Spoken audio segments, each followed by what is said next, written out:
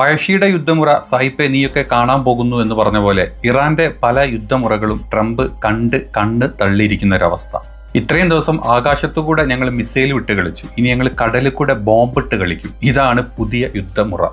ഇതെല്ലാം കൂടെ കണ്ടും കേട്ടും കിട്ടിയും ഹാലിളകി ഓട്ടി നടക്കുകയാണ് ട്രംപ്. കൂട്ടത്തിൽ നെതന്യാഹു പ്രേതമായിട്ടാണോ അതോ ഇനി എവിടെയെങ്കിലും ആശുപത്രി കിടക്കയിൽ കിടക്കുന്നുണ്ടോ, ഇനി ശരിക്കും പടമായോ എന്നുള്ളതിനെ പറ്റിയുള്ള കൺഫർമേഷനും നമ്മൾ വെയിറ്റ് ചെയ്തിരിക്കുകയാണ്.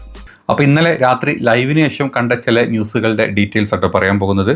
സ്ഥിരം പറയുന്ന പോലെ തുടക്കത്തിൽ തന്നെ ലൈക്ക് ചെയ്ത് കാണുക.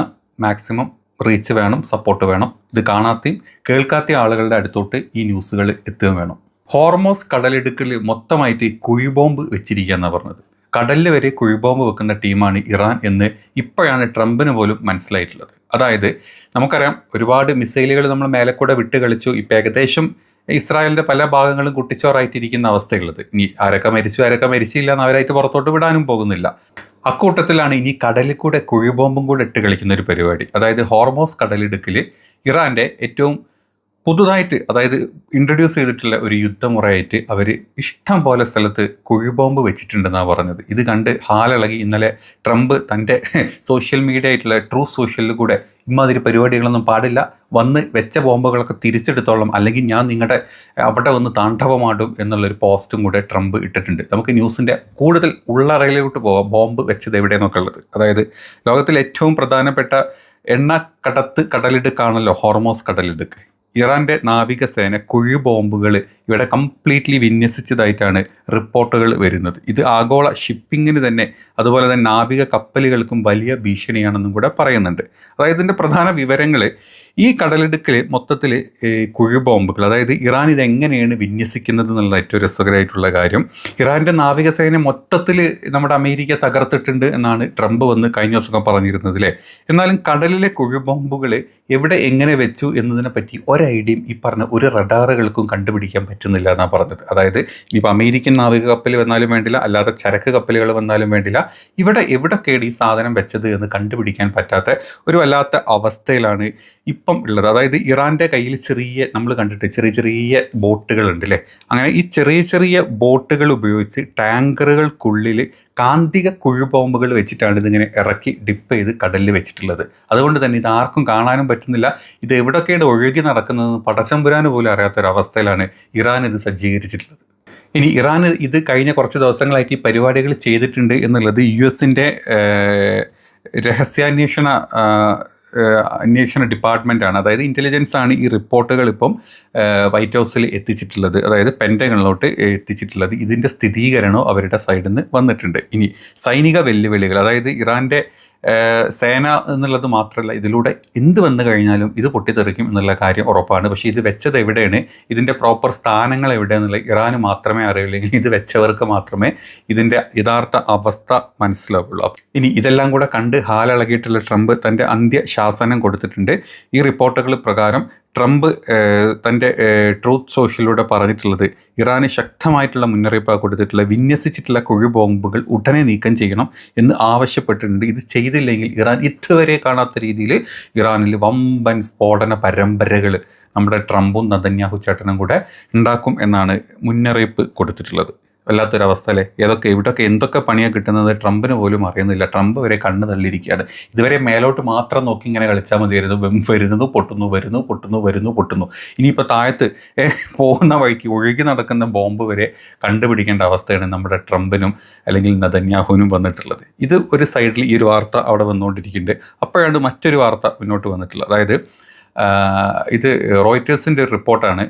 ഇത്രയും ദിവസം US-ഉം അല്ലെങ്കിൽ പെൻറ്റഗണിൻ്റെ സൈഡിൽ നിന്ന് വന്ന റിപ്പോർട്ട്, US-ൻ്റെ ഒരു 6 സൈനികർ കൊല്ലപ്പെട്ടിട്ടുണ്ട്. വേറെ എല്ലാവരും സേഫാണ്, സൂപ്പർ ഒരു പ്രശ്നമില്ല, എല്ലാവരും അടിപൊളിയായിട്ട് നിൽക്കുന്നുണ്ട്, ബാക്കിയുള്ളവരൊക്കെ ഞങ്ങൾ പേടിച്ചിട്ട് ഞങ്ങൾ തിരിച്ചു വിളിച്ചു എന്നായിരുന്നു പെൻറ്റഗണിൻ്റെ സൈഡിൽ നിന്നുള്ള റിപ്പോർട്ട്. പക്ഷേ റോയിറ്റേഴ്സിൻ്റെ ഒരു പുതിയ റിപ്പോർട്ട് വന്നത് ഏകദേശം 150ഓളം അമേരിക്കൻ സൈനികർക്ക് ഗുരുതരമായിട്ടോ അതല്ലെങ്കിൽ അല്ലാതെയോ പരുക്ക് പറ്റിയതായിട്ടാണ് റോയിറ്റേഴ്സിൻ്റെ ഈ റിപ്പോർട്ട് വന്നിട്ടുള്ളത്. ഇത് പെൻറ്റഗണിൻ്റെ സൈഡിൽ നിന്നുള്ള ആദ്യമായിട്ട് പുറത്തു വിട്ടിട്ടുള്ള ഒരു കണക്കാണ്. പക്ഷേ ഈ കണക്കിൻ്റെ യഥാർത്ഥ കണക്ക് ഇതല്ല എന്നാണ് വിദഗ്ധർ പറയുന്നത്. ഒരുപാട് ആൾ മരിച്ചിട്ടുണ്ട്, നമ്മൾ പറഞ്ഞിരുന്നു ഒരുപാട് പേര് മരിച്ചിട്ടുണ്ട്, പുറത്ത് വന്നിട്ടില്ല. ഒരുപാട് ആൾക്കാർക്ക് ഇതിനേക്കാൾ വലിയ ബുദ്ധിമുട്ടുകൾ അവിടെ ഉണ്ടായിട്ടുണ്ട്. ഇതുകൊണ്ടൊക്കെ തന്നെ ആയിരുന്നു അവിടുന്ന് എത്രയും പെട്ടെന്ന് സൈനികരെ തിരിച്ച് വിളിച്ചത്. അപ്പം ഈ റോയിട്ടേഴ്സ് പോലത്തെ പത്രങ്ങളിൽ അവിടുന്ന് ഇവിടുന്നൊക്കെ ലീക്കായിട്ട് വരുന്ന സംഭവങ്ങളാണ് ഇവന്മാരെടുത്ത് ഇട്ടുകൊണ്ടിരിക്കുന്നത്. അപ്പം യഥാർത്ഥത്തിൽ അവിടെ ഇറാനികളും ബാക്കിയുള്ളവരും എല്ലാം മരിച്ചത് ഇത്തുകൂട്ടത്തിൽ ഒരുപാട് അമേരിക്കൻ പട്ടാളക്കാരും വടിയായിട്ട് മേലോട്ട് പോയിട്ടുണ്ട്. മരണത്തിന് ആഘോഷിക്കുന്നതല്ല, പക്ഷേ മരിക്കാൻ അല്ലെങ്കിൽ കൊല്ലാൻ വേണ്ടി വരുന്നവന്മാർ മരിച്ചു കഴിഞ്ഞാൽ അതൊരു ആഘോഷമായിട്ട് കാണാനാണ് എനിക്ക് തോന്നിയിട്ടുള്ളത്. അതുകൊണ്ടാണ് ഞാൻ അങ്ങനെ തന്നെ പച്ചക്ക് പറയുന്നത്, വേറെ ഒന്നും വിചാരിക്കരുത് കേട്ടോ.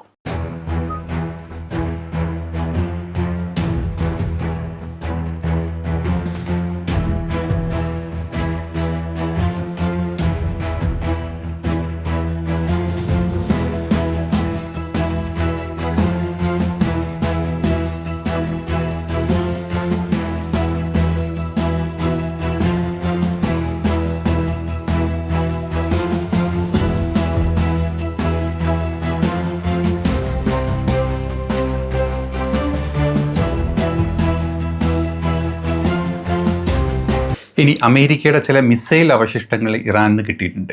അമേരിക്കയുടെ മിസൈലുകൾ അങ്ങനെ തകർക്കാനൊന്നും ഇറാൻ്റെ ഈ ഇൻ്റർസെപ്റ്റേഴ്സിന് പറ്റില്ലല്ലോ എന്നല്ല വിചാരിച്ചത്. പക്ഷെ അങ്ങനെയല്ല, വിത്ത് ഫോട്ടോ ഇറക്കാണ് IRGC പുറത്തോട്ട് വിട്ടിട്ടുള്ളത്. അതായത് അമേരിക്കയുടെ ഇറാൻ്റെ മർക്കസി പ്രവിശ്യയിലുള്ള ഭാഗങ്ങളിൽ നിന്നാണ് അമേരിക്കയുടെ ഈ വെറുതെ വെടിവെച്ചിട്ടാണ് അമേരിക്കയുടെ മിസൈൽ, അതും അമേരിക്കയുടെ ക്രൂയിസ് മിസൈലുകളാണ് ഈ ദൃശ്യങ്ങളിൽ കാണിച്ചിട്ടുള്ളത്. ഇറാൻ്റെ സൈന്യം പുറത്തു വിട്ടിട്ടുള്ളത് ഈ മിസൈലിൻ്റെ അവശിഷ്ടങ്ങളിൽ മെയ്ഡ് ഇൻ USA എന്നൊക്കെ വ്യക്തമായിട്ട് എഴുതി വെച്ചിട്ടുണ്ട്. അത്യാധുനിക അമേരിക്കയുടെ ആയുധങ്ങളുടെ കൂട്ടത്തിൽപ്പെട്ട മിസൈലുകളാണ്, ക്രൂയിസ് മിസൈലുകളാണ് ഇതൊക്കെ തടയാൻ ഇറാൻ്റെ വെറും വെടികൾ മതി എന്നാണ് ഈ പറഞ്ഞ ഇതിന് തെളിവായിട്ട് IRGC ഇപ്പോൾ പുറത്തോട്ട് വിട്ടത്. അതായത് റഡാർ ഡ്രോൺ നാശനഷ്ടങ്ങൾ അമേരിക്ക ഇഷ്ടം പോലെ വന്നിട്ടുണ്ട്. പേർഷ്യൻ ഗൾഫ് മേഖലയിൽ ഏകദേശം 10 അത്യാധുനിക US-ൻ്റെ റഡാർ സംവിധാനങ്ങൾ കഴിഞ്ഞ ദിവസം തകർക്കപ്പെട്ടതായിട്ട് നിങ്ങളെല്ലാവരും കേട്ടിട്ടുണ്ടാവില്ലേ. അങ്ങനെ അത് മാത്രമല്ല US സൈന്യത്തിൻ്റെ ഒരുപാട് ഡ്രോണുകളും മിസൈലുകളൊക്കെ ഇറാൻ പറ്റുന്ന രീതിയിലൊക്കെ വെടിവെച്ചിട്ടുണ്ട്. അവരുടെ അടുത്ത് വലിയ വലിയ താടും അല്ലെങ്കിൽ പാട്രിയോട്ടും അല്ലെങ്കിൽ അയൺ ഡോം സിസ്റ്റം ഒന്നും ഇല്ലെങ്കിലും ഉള്ള സാധനങ്ങളിൽ റഷ്യയുടെ കുറച്ച് ശ്രേണിയിൽ വരുന്ന കുറച്ച് മിസൈൽ ഇൻ്റർസെപ്റ്റേഴ്സൊക്കെ വെച്ചിട്ട് വേണ്ട പോലൊക്കെ അവിടെയും ഇവിടെയൊക്കെ ഇറാൻ തകർത്ത് അല്ലെങ്കിൽ പൊളിച്ച് വിടുന്നതായിട്ടുള്ള ന്യൂസുകളാണ് നമ്മൾ ഈ കണ്ടുകൊണ്ടിരിക്കുന്നത്.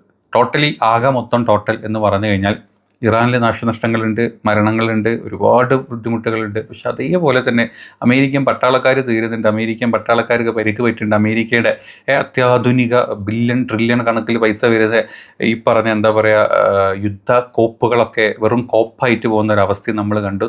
അതേപോലെ തന്നെ ഇസ്രായേലിൻ്റെ അവസ്ഥ ശവപ്പറമ്പാക്കിക്കൊണ്ടിരിക്കുന്നുണ്ട്. ഇസ്രായേലിൻ്റെ പല ഏരിയകളും ബിൽഡിങ്ങുകൾ തകർത്തിട്ടും ഒരുപാട് ആൾക്കാർ മരിച്ചിട്ടും മന്ത്രി മരിക്കുന്നു, മന്ത്രിയുടെ മോൻ മരിക്കുന്നു, നെതന്യാഹുവിൻ്റെ അനിയൻ മരിക്കുന്നു, നെതന്യാഹു മരിച്ചു റിപ്പോർട്ട് വരുന്നു. അപ്പം ഇത്തരത്തിലുള്ള പല റിപ്പോർട്ടുകളും വന്നുകൊണ്ടിരിക്കുന്നുണ്ട്.